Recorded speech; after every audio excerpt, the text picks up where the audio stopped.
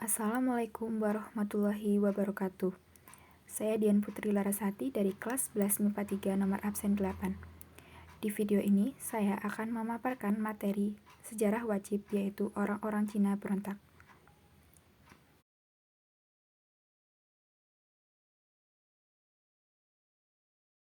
Sejak abad ke-5, orang-orang Cina sudah mengadakan hubungan dagang ke Jawa dan jumlahnya pun semakin banyak. Pada masa perkembangan kerajaan-kerajaan Hindu-Buddha dan Islam, banyak pedagang Cina yang tinggal di daerah pesisir, yang menikah dengan penduduk Jawa, khususnya ke Batavia. Begitu juga pada masa pemerintahan VOC di Batavia, banyak orang Cina yang datang ke Jawa. VOC memang sengaja mendatangkan orang-orang Cina dari Tiongkok dalam rangka mendukung kemajuan perekonomian dan keamanan kota Batavia dan sekitarnya. Ternyata kota Batavia juga menjadi daya tarik bagi orang-orang Cina miskin untuk mengadu nasib di kota ini. Orang-orang Cina yang datang ke Jawa tidak semua yang memiliki modal. Banyak di antara mereka termasuk golongan miskin. Mereka kemudian menjadi pengemis, bahkan ada yang menjadi pencuri. Sudah barang tentu hal ini sangat mengganggu kenyamanan dan keamanan kota Batavia. Akhirnya VOC mengeluarkan kebijakan membatasi imigran Cina. Untuk membatasi kedatangan orang-orang Cina ke Batavia, VOC mengeluarkan ketentuan bahwa setiap orang Cina yang tinggal di Batavia harus memiliki surat izin bermukim yang disebut permisi brevetjes, atau masyarakat sering menyebut dengan surat pas. Apabila tidak memiliki surat izin, maka akan ditangkap dan dibuang ke Ceylon atau Sri Lanka untuk dipekerjakan di kebun-kebun pala milik VOC, atau akan dikembalikan ke Cina. Mereka diberi waktu 6 bulan untuk mendapatkan surat izin tersebut. Biaya untuk mendapatkan surat izin itu yang resmi Rp2 per orang. Tetapi dalam pelaksanaannya, untuk mendapatkan surat izin terjadi penyelewengan dengan membayar lebih mahal, tidak hanya Rp2.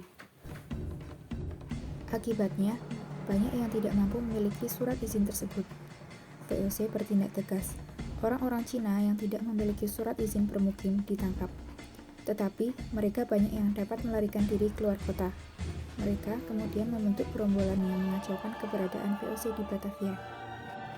Pada tahun 1740, terjadi kebakaran di Batavia.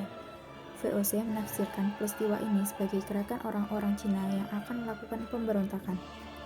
Oleh karena itu, para serdadu VOC mulai beraksi dengan melakukan sweeping, memasuki rumah-rumah orang Cina dan kemudian melakukan pembunuhan terhadap orang-orang Cina yang ditemukan di setiap rumah. Orang-orang Cina yang berhasil meloloskan diri kemudian melakukan perlawanan di berbagai daerah, misalnya di Jawa Tengah. Salah satu tokohnya yang terkenal adalah Oe Pangko, atau kemudian dikenal dengan sebutan Ki Panjang. Kemudian di Jawa menjadi Ki Sapanjang. Nama ini dikaitkan dengan perannya dalam memimpin perlawanan di sepanjang pesisir Jawa. Perlawanan orang-orang Cina terhadap VOC kemudian menumbuhkan kekacauan yang meluas di berbagai tempat, terutama di daerah pesisir Jawa. Perlawanan orang-orang Cina ini mendapat bantuan dan dukungan dari para bupati di pesisir.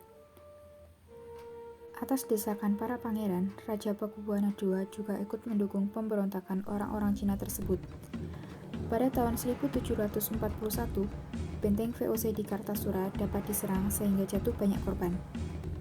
VOC segera meningkatkan kekuatan tentara dan persenjataan sehingga pemberontakan orang-orang Cina satu demi satu dapat dipadamkan.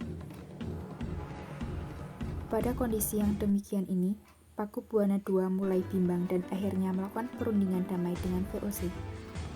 Sikap Pakubuwana II yang demikian ini telah menambah panjang barisan orang-orang yang kecewa dan sakit hati di lingkungan keraton. Kondisi ini pula yang telah mendorong VOC kemudian melakukan intervensi politik di lingkungan istana. Sekian dari saya, terima kasih. Wassalamualaikum warahmatullahi wabarakatuh.